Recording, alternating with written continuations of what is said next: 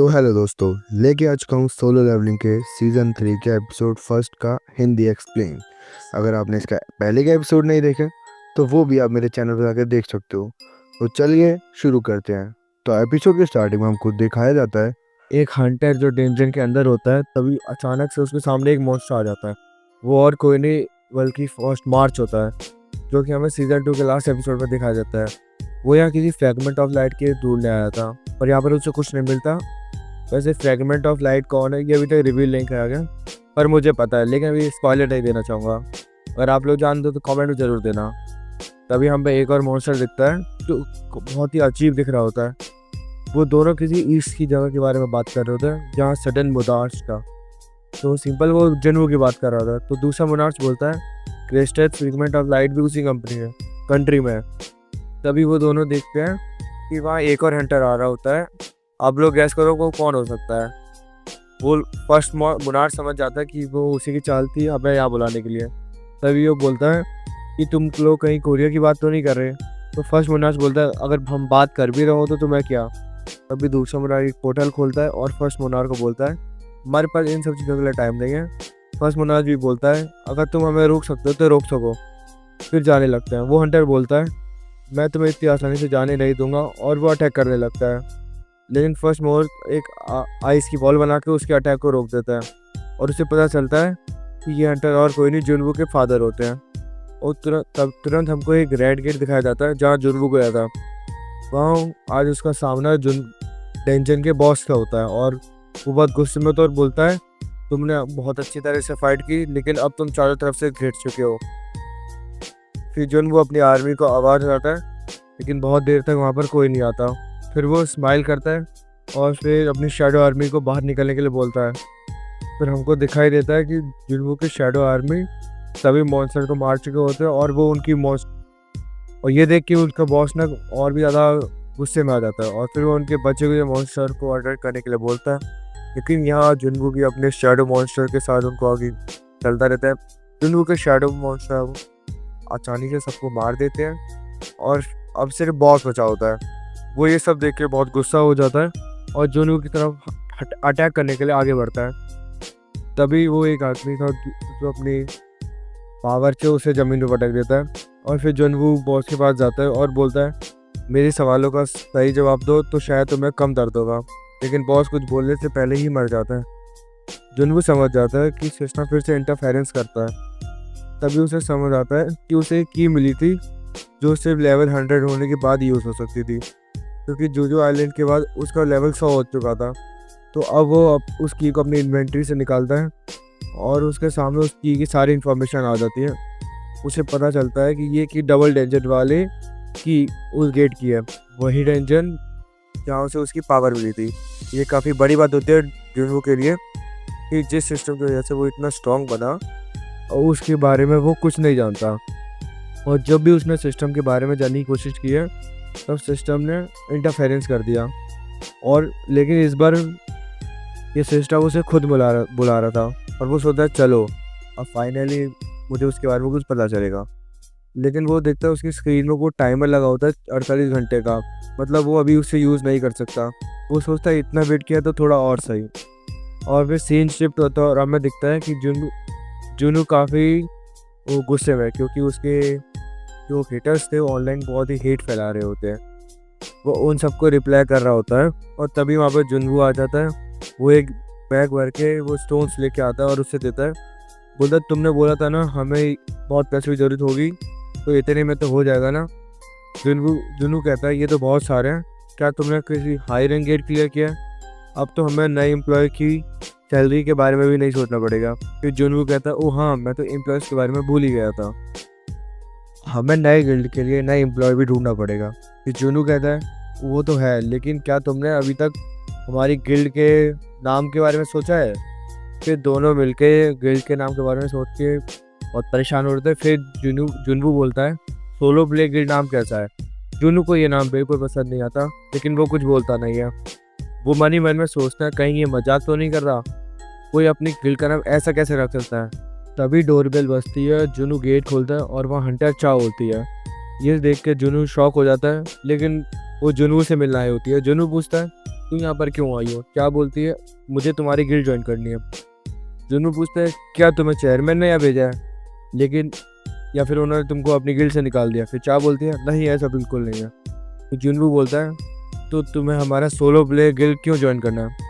ये सुनकर वो शॉक हो जाती है और वो बोलती है, क्या तुमने सच में अपनी गिल्ड का नाम सोलो प्ले रखा है? फिर जुनू बोलता है, हाँ, मैंने और हमारे वाइस गिल्ड मास्टर ने अभी अभी डिसाइड किया।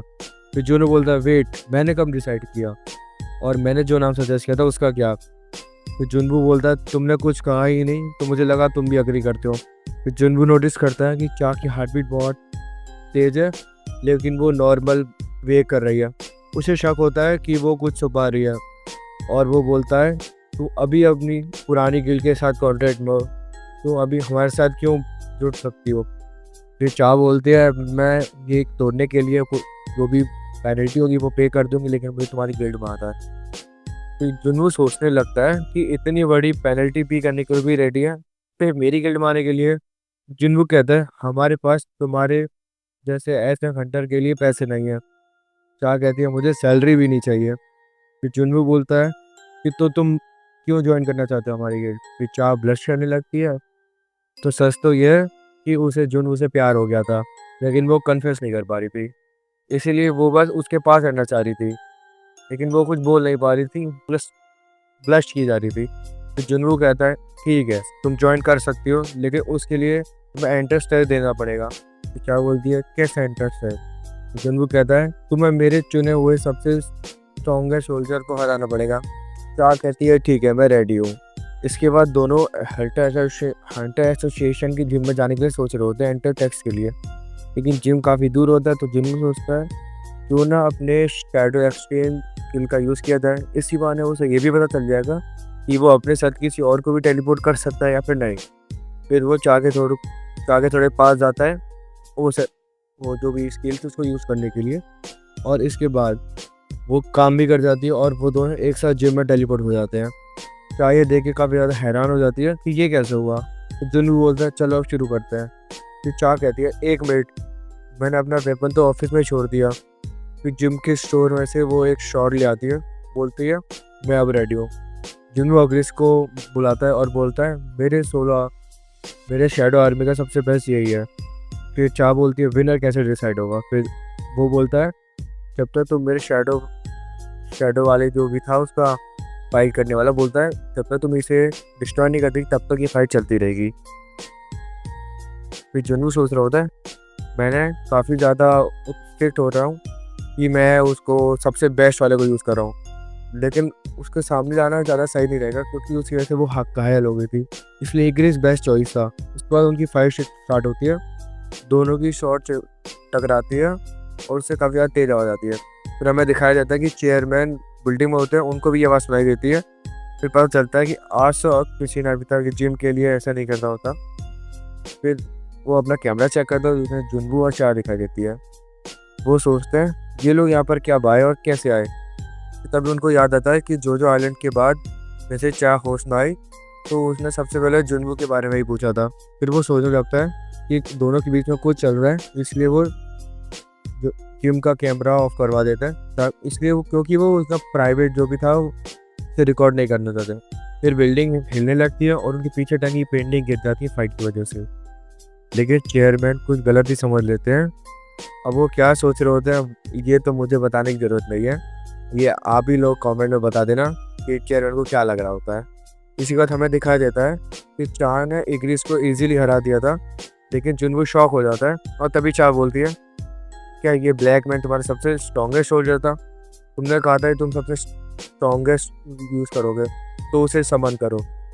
फिर जुनबू बोलता है, तुम हर्ट हो सकती हो। फिर चा कहती है, ऐसा कुछ भी नहीं होगा, और वैसे भी मुझे उससे दोबारा फाइट करनी है। फिर जुनबू फाइनली बेरू को समन करता है और एक ऑर्डर देता है कि तुम अब इसे बिना हम किए डिफीट करो। फिर वो बोलता है, जैसा आप कहें। फिर वो जोर से वार करता है, जिससे जिम के सारे सीजर टूटने लगते हैं। चा उसे देख के सोच रही होती है कि जुनबू ने इस मॉन्स्टर के साथ फाइट की थी।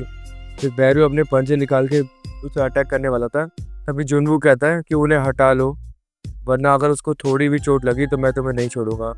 वो अभी तुरंत ही अपने नाखून अंदर कर लेता और बोलता है, यस मारू। चा अटैक करने के लिए तैयार होती है, लेकिन तभी अचानक से बेरू उसके पीछे आ जाता है। चा को याद आता है कि उस आइलैंड पे भी उसने यही किया था। फिर चा बोलती है, क्या तुम्हें लगता है कि मैं सेम ट्रिक में फंस जाऊंगी? फिर वो तुरंत अटैक कर देती है अपनी तलवार से, लेकिन बैरो उसको 2 उंगलियों से रोक देता है और उसे कहता है, मेरे गेम में बिना हट किए तुम्हें हराने के लिए बोला है, तो इस पे बेस्ट तरीका यही है कि मैं अपने आप को इतना स्ट्रांग दिखाऊं कि तुम डर जाओ। फिर क्या एक के बाद अटैक करने लगती है। अब आप सबको पता है क्या कितनी स्पीड में फाइट करती है, लेकिन बैरो भी कम नहीं था। वो सारे अटैक को इजीली डॉज कर रहा होता है, वो भी एक जगह से अकेले बिना, सिर्फ अपनी बॉडी को मूव मूव करके। फिर वो जोर से चा के ऊपर चिल्लाती है, जिसके प्रेशर से चा दूर चली जाती है। फिर वो बोलता है, विनर और लूजर डिसाइड हो चुका है, तो क्या तुम अब सेटिस्फाइड हो? फिर चा बोलती है, नहीं, मुझे अब और फाइट करनी है। जुनवो को पता था कि बैरू उसके सबसे ज़्यादा शोल्डर से अलग है, वो उसके जन्म में सिर्फ लड़ने के लिए हुआ था। फिर जुनवो बोलता है वो अपने तरीके को दबा रहा होता है। उनकी फाइट दोबारा स्टार्ट होती है, लेकिन इस बार वो अपने आप को डिफेंड ही नहीं कर रहा होता, बल्कि अटैक भी कर रहा होता है, जिससे उसकी स्टॉक भी, वो तलवार भी टूट जाती है। और फिर चा अपना सबसे स्ट्रॉन्ग हथियार यूज़ करेगी और एक ही बार में फाइट ख़त्म करेगी। फिर वो ब्लेड ऑफ फाइट बनाती है और इसके बाद वो अपना अटैक बैरू पे लैंड कर देती है। वो स्वॉर्ड उसके चेस्ट में ख़त्म हो जाती है और तभी हमें दिखाया जाता है कि इस अटैक की वजह से बैरू अपने अंदर के पावर को ज़्यादा देर तक अंदर वो कंट्रोल नहीं कर पाता और उसे बहुत गुस्सा आ जाता है। वो जुनू का ऑर्डर भूल जाता है और एंड किंग का ऑर्डर फॉलो करने लगता है कि मुझे अपने एनिमी को जान से मारना है। तो बैरू अपने पूरे ताकत के साथ अटैक करने लगता है। जुनू चिल्ला के साथ उसे रोकने के लिए बोलता है, लेकिन वो नहीं रुकता। तो जुनू जल्दी से बीच में आता है और उसे रोक देता है। तब जाके बैरू शांत हो जाता है और तभी ज़मीन पर सिर झुका के माफ़ी मांगने लगता है। फिर वो चा से बोलता है कि तुम ठीक हो ना, ये सब एक इंटरेस्ट था, तुम्हें तो इसके लिए अपनी जान को खतरे में डालने की ज़रूरत नहीं है। लेकिन चा चुप रहती है और वो कुछ नहीं बोलती। और फिर जुनू बोलता है, तुम्हें आखिर मेरी गिल्ड को क्यों ज्वाइन करना है? फिर चा क्या क्या चाहती हो तुम? कहीं ऐसा तो नहीं तुम्हें मुझ पे इंटरेस्ट है? फिर वो सोचता है ये तो हो ही नहीं सकता, जरूर कुछ और बात होगी। वो वो कहने लगता है। फिर चा बोलती है, हाँ, मुझे तुम में इंटरेस्ट है। इतना क्या कि वो ब्लश करने लगती है और इसी के साथ हमारा ये एपिसोड खत्म होता है। लेकिन मेरे पास एक तुम्हारे लिए क्वेश्चन है कि जो जुनवू होता है उसके जो फादर थे उनका नाम क्या था? जल्दी जल्दी कमेंट करो जिसको भी पता है। तो इसी वीडियो को यहीं खत्म करता हूँ। प्लीज़ हमारे चैनल को सपोर्ट दिखाएं, वो जल्दी प्लीज़ सब्सक्राइब करें, लाइक करें, शेयर करें। तो गुड बाय, टाटा।